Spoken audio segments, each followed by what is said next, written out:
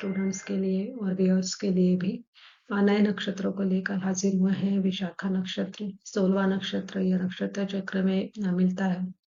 तुला राशि में इसके 3 चरण आते हैं और जो चौथा चरण देखेंगे तो वृश्चिक राशि में आता है। नक्षत्र देवता जो है इनके बनते हैं इंद्राग्नि और नक्षत्र स्वामी है गुरु। इंद्राग्नि जो है वो इंद्र और अग्नि ऐसे 2 वैदिक देवता इस नक्षत्र के साथ जुड़े हुए हैं। जब यह नक्षत्र तुला राशि में आता है तो गुरु और शुक्र का समन्वय और वृश्चिक में जब आता है तो गुरु और मंगल का समन्वय देखने को मिलता है।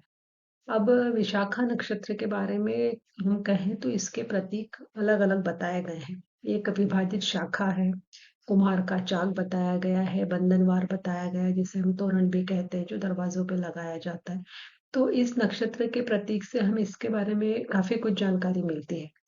देखिए कुम्हार के चाक जो प्रतीक है उससे यह समझ में आ रहा है हमें कि यह नक्षत्र जो है वो ट्रांसफॉर्मेशन का नक्षत्र है, न्यू प्रिपरेशन का नक्षत्र है, नई उत्कंठा, नई लगन के साथ कुछ न कुछ नया कर गुजरने की जो इच्छा है वह इस नक्षत्र के जातकों में आपको देखने को मिल सकती है।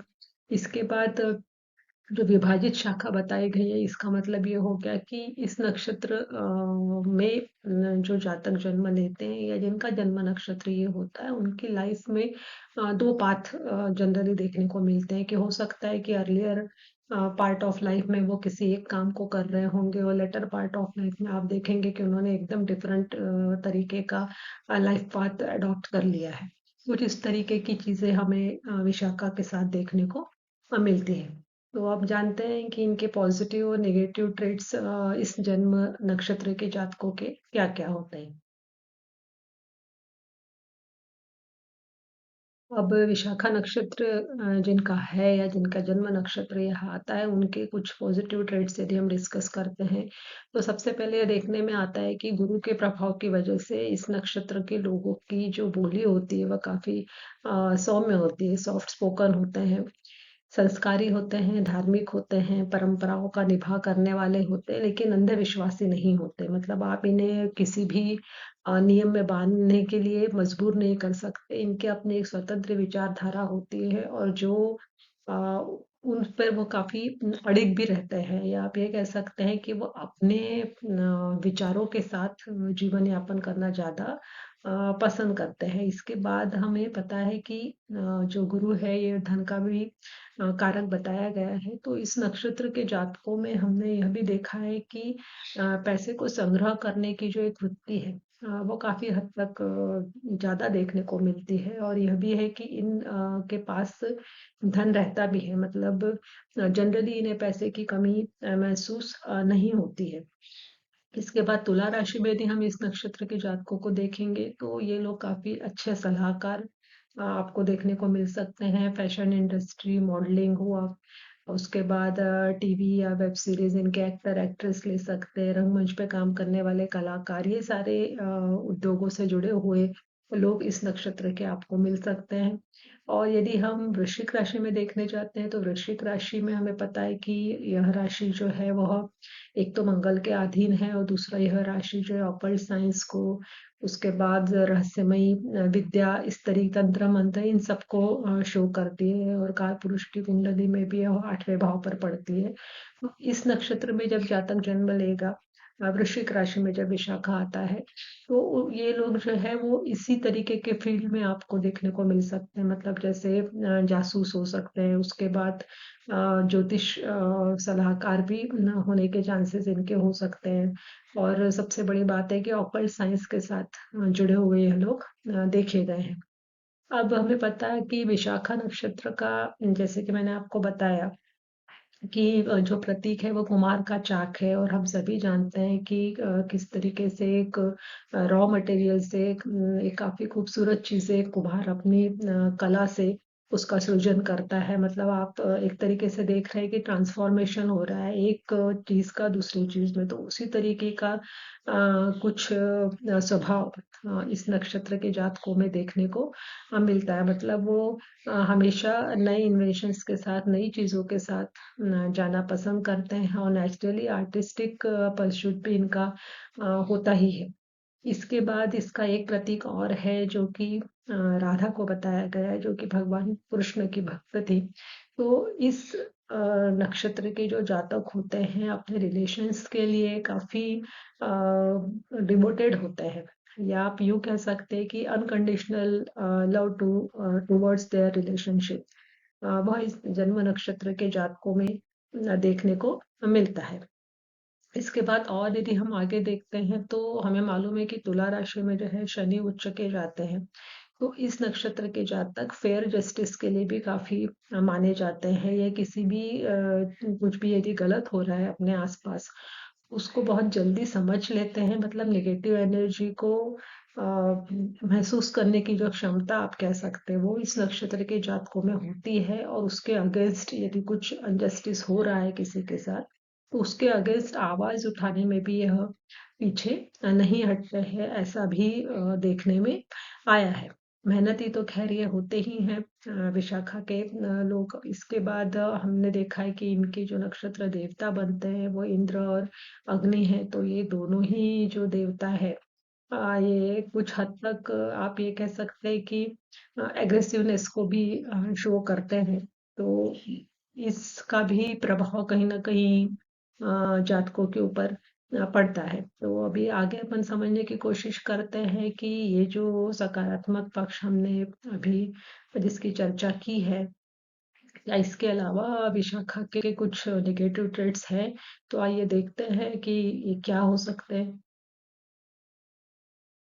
नेगेटिव ट्रेड्स यदि इनके देखते हैं विशाखा के, जैसे कि मैंने आपको शुरू में भी बताया था कि ये नक्षत्र ट्रांसफॉर्मेशन के साथ जुड़ा हुआ है, और नेचुरली व्यक्ति जब एक फॉर्म से दूसरे फॉर्म में चेंज होता है, जैसे कि कुम्हार का चाक जो इसका प्रतीक बताया गया है, जो कि रॉ मिट्टी को एक खूबसूरत से चीज में कन्वर्ट करता है, जो कि आर्टिस्टिक व्यू को भी शो कर रहा है। तो नेचुरली ये लोग आर्टिस्टिक तो होते ही हैं, लेकिन इनके अंदर जो है एक स्वतंत्र विचार शैली होने की वजह से कई बार ये काफी एडामंड हो जाते हैं, अपनी चीजों के लिए काफी कट्टर भी हो जाते हैं। मतलब ये इनका जो एक फिक्स उसूल है या जो भी सिद्धांत इन्होंने बना लिए हैं, उससे ये पीछे नहीं हटते और ना उससे डगमगाते हैं।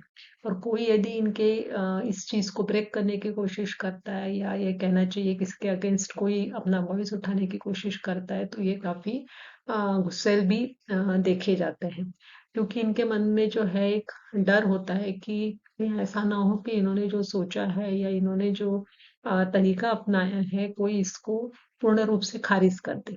तो ऊपर से देखने पे आपको विशाखा के लोग काफी स्ट्रांग दिखेंगे, स्टेबल लगेंगे, लेकिन अंदर से ये डरे हुए होते हैं। इसके बाद हमें पता है कि चंद्र जो है वृश्चिक राशि में नीच का होता है, तो उस वजह से वृश्चिक राशि में जनरली यह देखा गया है कि ये जो लोग होते हैं इनमें निर्णय लेने की क्षमता काफी कम होती है। मतलब हमेशा कंफ्यूज माइंडसेट होता है इन लोगों का। उसका वजह से ये भी है कि चंद्र जो हमारे मन का भावनाओं का कारक है, तो नेचुरली व्यक्ति प्रैक्टिकल और इमोशनल लाइफ के बीच में संतुलन नहीं बना पाता है, और उस वजह से किसी स्ट्रॉन्ग पॉइंट के साथ डिसीजन ये कई बार नहीं ले पाते हैं। इसके अलावा इनके अंदर यह भी देखा है कि इसके जो देवता, जैसे कि मैंने बताया कि इंद्र और अग्नि हैं, और ये दोनों ही जो देवता हैं ये एग्रेसिव नेचर के लिए माने जाते हैं। और यह भी हमें पता है पुराणों में और धार्मिक कथाओं में हमने सुना है कि जो देवताओं के राजा इंद्र हैं उनका दरबार जो होता है, जैसे वहाँ पे काफी उत्साह का उल्लासमय वातावरण होता है, अप्सराओं का नृत्य आदि चलता रहता है। तो ये सब चीजें के साथ हम कोरिलेट करते हैं विशाखा को। तो ये लोग जो होते हैं काफी क्या कहना चाहिए, भोगशील वृत्ति के भी देखे जाते हैं।